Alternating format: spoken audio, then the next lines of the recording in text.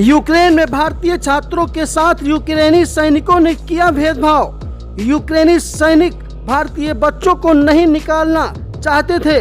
जब Indian government ने दबाव बनाया तब यूक्रेनी सैनिकों ने भारतीय छात्रों को निकालना किया शुरू। अभी भी सैकड़ों की संख्या में यूक्रेन में भारतीय छात्र फंसे हैं जो काफी क्रिटिकल कंडीशन में हैं। तो आप शॉर्ट में सुनिए कि यूक्रेन से लौटा छात्र आखिर क्या कुछ कह रहा है।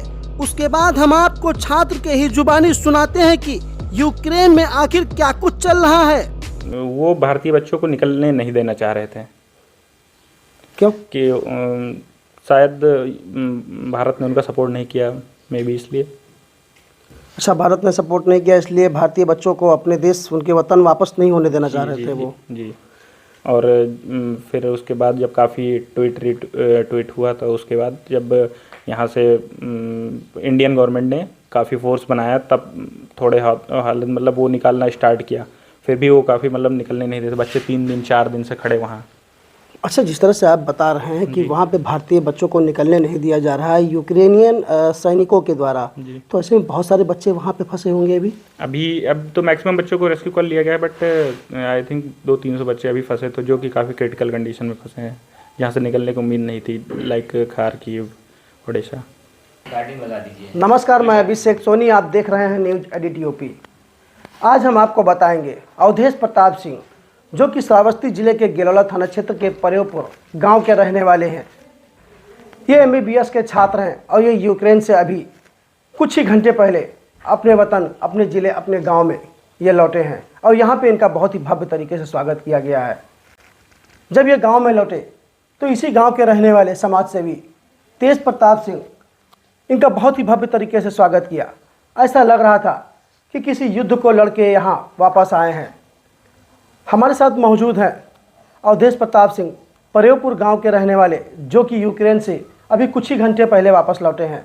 आइए हम जानते हैं कि आखिरकार यूक्रेन में क्या कुछ इन्होंने देखा, क्योंकि वहां का जो मंजर है, वहां की जो इस समय स्थिति है वो बहुत ही भयानक है। अवधेश प्रताप सिंह जी नमस्कार। नमस्कार। अवधेश जी, आप ये बताइए कि कब आप श्रावस्ती जिले से गए थे और अभी आप कुछ ही घंटे पहले यहाँ वापस लौटे हैं, तो ये जो वहाँ बवाल चल रहा है, इस समय बमबारी हो रहा है, किस तरह से बमबारी हो रहा है? कि आप किस क्लास के छात्र रहे हैं वहाँ पे? मैं यहाँ से 2019 में गया हूँ। मैं वहाँ MBBS 3rd ईयर का स्टूडेंट हूँ और मैं विनित्या नेशनल मेडिकल यूनिवर्सिटी का स्टूडेंट हूँ जी। अच्छा, तो ये बताइए कि जिस तरह से इस समय वहाँ बवाल चल रहा है, रूस के द्वारा लगातार यूक्रेन पे बमबारी किया जा रहा है जी, तो क्या आपने वहाँ देखा? मतलब आप जिस शहर में रह रहे थे, कौन से शहर में आप रह रहे थे, क्या आपने वहाँ देखा? मैं तो विनित्या में था। वहाँ हालत दूसरे जगह से काफ़ी सही थे। वहाँ पे बस रेड अलर्ट में था। अच्छा, वहाँ बमबारी नहीं हुआ, वहाँ किसी चीज़ को नहीं उड़ाया गया? नहीं, वहाँ के बेस कैंप थे, वो उसको उड़ा दिया गया था पहले ही दिन। वो तो पूरे यूक्रेन के सारे बेस कैंप को उड़ा दिया गया था जी। अच्छा, तो ये बताइए कि और जगहों की स्थिति क्या रही है, क्योंकि आप लोग वहीं थे, काफ़ी कम दूरी रही होगी जहाँ ये इस तरह से बवाल हुआ है, वहाँ पे जिस चीज़ को उड़ाया गया। पूरे यूक्रेन में इस समय बहुत बड़ा, मतलब एक साथ देखा जाए तो बमबारी हो रहा है, रूस के द्वारा किया जा रहा है। तो क्या आप, मतलब वहाँ क्या लगा आपको कि जल्दी यहाँ से निकलना चाहिए? किस तरह से वहाँ का माहौल रहा? एक्चुअली पहली बार अटैक 24 को मॉर्निंग में 3 बजे हुआ, जो रूस के द्वारा यूक्रेन पर किया गया। और मैं वहाँ 2 दिन अपने हॉस्टल के बंकरों में रहा। जब सायरन बजते मैं बंकरों में चला जाता, फिर उसके बाद वापस आ जाता। फिर 26 आई थिंक 3 o'clock हम वहाँ से निकले 50 बच्चों के साथ, अपने फ्रेंड्स के साथ एक बस करके हायर की और उससे हम लोग निकले, जो कि वो 8 घंटे बाद उसने हमें रोमानिया बॉर्डर से 6 किलोमीटर पहले उतार दिया। अच्छा, ये बताइए, अभी आपने बंकर का नाम लिया है, बंकर में कितने बच्चे आपके साथ में रहे हैं? हमारे साथ लगभग 500 बच्चे, 500 उसमें वहाँ के भी जो सिविलियन थे यूक्रेनियन, वो भी कुछ थे हमारे साथ। अच्छा, क्या व्यवस्था वहाँ पे आप लोगों के लिए किया गया? क्योंकि बहुत सारी ज़रूरतें होती हैं, खाना पानी और बहुत सारी चीज़ें, क्योंकि जीने के लिए एक बहुत सारी ज़रूरतें होती हैं जो उसको पूरा होना मांगता ही है, क्योंकि अगर वो नहीं होगा तो फिर जीने की उम्मीद आदमी छोड़ दे, कितने जिंदा रहेगा। यूक्रेन में तो कोई व्यवस्था खैर नहीं की गई ऐसे ही, क्योंकि वहाँ पे हालत वैसे ही ख़राब थे। फिर हम जब बॉर्डर पे पहुँचे वहाँ भी कोई 3 दिन तक बहुत बच्चे वहाँ बेहोश हो गए हाइपोथर्मिया से। इतनी -10 -14 डिग्री सेल्सियस कंटिन्यू स्नोफॉल हो रही है, बच्चे उसमें खड़े हैं निकलने के लिए। और वहाँ मतलब कोई खाने पीने की कोई व्यवस्था नहीं थी। कुछ 2-4 लोग वहाँ के लाइक रेड क्रॉस वाले कुछ व्यवस्था कर रहे थे, बट बच्चे इतने ज़्यादा थे कि वहाँ कुछ ऐसा पूरा नहीं हो रहा था। अच्छा, आपने अभी हमको ये बताया है कि वहाँ पे यूक्रेनी सैनिक के द्वारा भारतीयों के साथ दुर्व्यवहार किया जा रहा था जी। तो क्या रहा मतलब वो भारतीय बच्चों को निकलने नहीं देना चाह रहे थे। क्यों? कि शायद भारत ने उनका सपोर्ट नहीं किया, मे बी इसलिए। अच्छा, भारत ने सपोर्ट नहीं किया इसलिए भारतीय बच्चों को अपने देश, उनके वतन वापस नहीं होने देना चाह रहे थे वो। जी। और फिर उसके बाद जब काफ़ी ट्वीट हुआ तो उसके बाद जब यहाँ से इंडियन गवर्नमेंट ने काफ़ी फोर्स बनाया तब थोड़े हालत मतलब वो निकालना स्टार्ट किया। फिर भी वो काफ़ी मतलब निकलने नहीं देते, बच्चे 3 दिन 4 दिन से खड़े वहाँ। अच्छा, जिस तरह से आप बता रहे हैं कि वहाँ पे भारतीय बच्चों को निकलने नहीं दिया जा रहा है यूक्रेनियन सैनिकों के द्वारा, तो ऐसे में बहुत सारे बच्चे वहाँ पे फंसे होंगे अब तो मैक्सिमम बच्चों को रेस्क्यू कर लिया गया है, बट आई थिंक 200-300 बच्चे अभी फंसे तो जो कि काफ़ी क्रिटिकल कंडीशन में फंसे हैं, जहाँ से निकलने की उम्मीद नहीं थी, लाइक खारकीव, ओडिशा। तो वहाँ से उनको निकालने के लिए भारत सरकार को क्या करना चाहिए? भारत सरकार ने अपना पूरा रोल निभाया है। भारत सरकार ने अपनी पूरी निष्ठा से काम किया है। जो उनसे हुआ है उन्होंने अपना 100% दिया है। क्या कहना चाहेंगे भारत सरकार को आप? भारत सरकार ने बहुत अच्छा काम किया है। I am special thankful for PM Narendra Modi and Yogi Adityanath, जिन्होंने हमारी इतनी हेल्प की। मैं वहाँ से दिल्ली आया, दिल्ली से स्पेशल यूपी गवर्नमेंट के आदमी वहाँ अधिकारी लोग लगे हुए थे अपनी गाड़ियों से, क्योंकि बाकायदा सबके घर घर जा कर के छोड़ रही थी, चाहे वो कहीं के भी निवासी हों। यूपी में बाकायदा इनोवा से बच्चों के घर घर छोड़ा गया है। आपके घर पे भी छोड़ा गया है? जी, हमारे घर पर गाड़ी आई थी। अच्छा, श्रावस्ती जिला प्रशासन भी खूब मेहनत किया है आप लोगों को जिले में वापसी के लिए, तो क्या कहेंगे श्रावस्ती जिला प्रशासन को आप? मैं उनको भी धन्यवाद देना चाहूँगा। खासकर यहाँ के जिलाधिकारी नेहा प्रकाश के द्वारा आप लोगों के लिए खूब मेहनत किया गया है, खूब पत्र लिखा गया है। जी जी। जिसको संज्ञान में भी लिया गया भारत सरकार के द्वारा, और तत्काल आप लोगों को वहाँ से बुलवा, मतलब आप लोगों की रेस्क्यू कराई गई वहाँ से, तो क्या कहेंगे?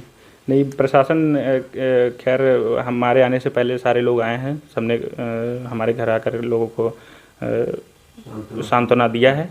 लोग मतलब मेरे गार्जियन बता रहे सारे लोग आ गए हैं, तो मैं उनका आभारी हूँ जिन्होंने इतना अपने बच्चे के तरीके से मुझे ट्रीट किया। अच्छा, एक बात आपने बताया था बंकर में, जब आप वहाँ गए तो बंकर में बहुत सारे लोग रहे होंगे, वहाँ के सिविलियन भी रहे हैं जी। मतलब क्या आपके देश के कितने वहाँ कितने संख्या में वहाँ छात्र रहे होंगे? हमारे देश के तो हमारे लगभग 450-500 स्टूडेंट थे, जहाँ पे आप यहाँ साउथ इंडियन, इधर के नॉर्थ के हर तरफ के बच्चे पढ़ते हैं। काफ़ी बच्चे परेशान भी हुए हैं क्योंकि उनका वीडियो भी वायरल हुआ है। जी जी जी। तो क्या मतलब वहाँ क्या सिचुएशन रहा है जिसको लेकर के वो बहुत परेशान हुए? मेन यही था कि ठंडी बहुत ज़्यादा थी और ओपन एरिया में बॉर्डर पे आप जानते हैं कि कहीं कोई रश तो होता नहीं, मतलब लाइक बिल्डिंग तो कोई होती नहीं है, तो लोग खुले में खड़े होना और इतनी ठंड में ये उनके लिए काफ़ी मुश्किल था। तो हमारे साथ क्योंकि गिरौला थाना क्षेत्र के प्रयोगपुर गांव के रहने वाले अवधेश प्रताप सिंह, जो कि यूक्रेन में रहकर 3rd ईयर MBBS के छात्र थे, अब इस बार इनका फाइनल था, लेकिन ये अपना फाइनल का पेपर वहाँ नहीं दे पाए और वहाँ पे युद्ध शुरू हो गया।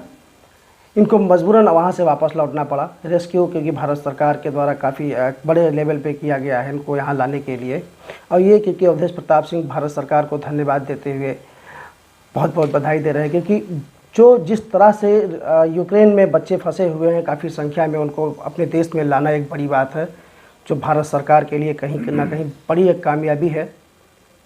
और जिस तरह से उन्होंने बताया है कि यूक्रेन की स्थिति बहुत ही दयनीय है, बहुत ही नाजुक है, क्योंकि रूस के द्वारा जिस तरह से बमबारी किया जा रहा है उसे कहीं ना कहीं ये लग रहा है कि यूक्रेन के लिए एक बहुत बड़ी समस्या सामने आ खड़ी हुई है।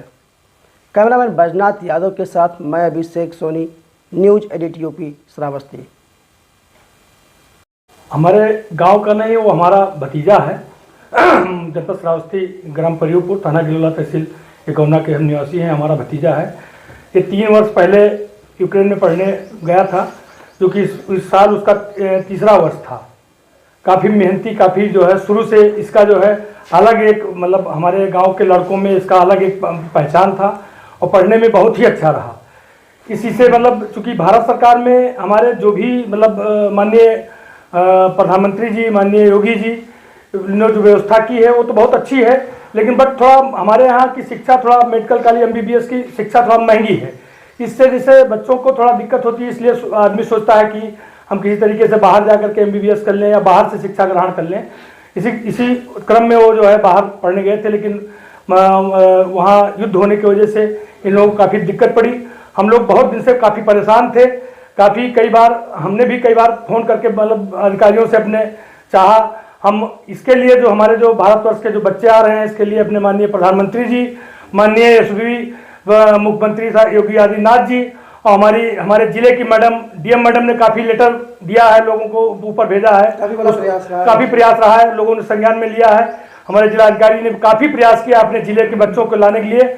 इस संबंध में मैं अपने DM साहब को, CM साहब को, PM साहब को बहुत बहुत धन्यवाद देता हूँ। इसी धन्यवाद के क्रम में एक हमारा, चाहे इसको सुझाव माने, चाहे हमारी एक प्रार्थना माने कि हमारे जो यूक्रेन से बच्चे आए हुए हैं, किसी का दूसरा साल है, किसी का तीसरा साल है, किसी तरीके से अपनी व्यवस्था करके बेचारे बाहर गए थे पढ़ने के लिए।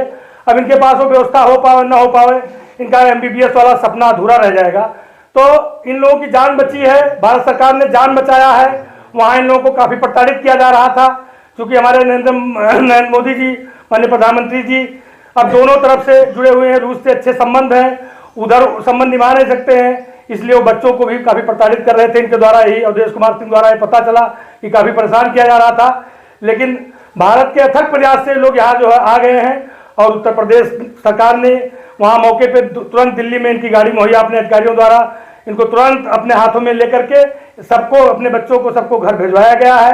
और फिर मैं अपनी बात को पुनः कहना चाहता हूँ कि भारत सरकार को, उत्तर प्रदेश सरकार को इन बच्चों के भविष्य के बारे में जरूर सोचना चाहिए कि इन लोगों का एक सपना था, इन लोगों का अपना एक सोचना था कि हम MBBS होकर के, डॉक्टर होकर के अपने जिले में आएंगे और अपने जिले के, अपने प्रदेश के, अपने भारत की सेवा करेंगे।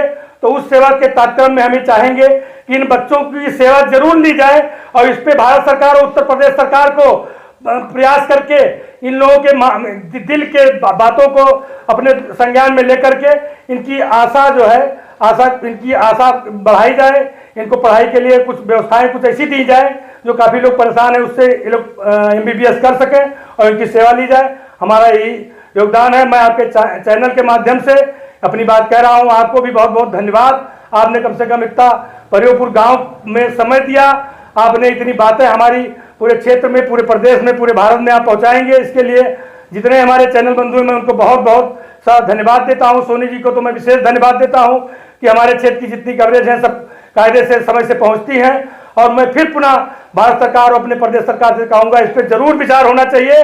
और जो हमारी जो भारत सरकार की जो व्यवस्था है, जिस तरीके से हो रही है, बहुत सराहनीय है। उनको कोटि कोटि धन्यवाद और दिल से उनके हमारे जो गांव के लोग हैं, क्षेत्र के लोग हैं, जिले के लोग हैं, सकोटि धन्यवाद देते हैं कि ऐसे हमारी यशस्वी प्रधानमंत्री जी जो कर रहे हैं बहुत अच्छा है, बहुत ऐसा है। इसके लिए बहुत बहुत धन्यवाद। जय हिंद, जय भारत।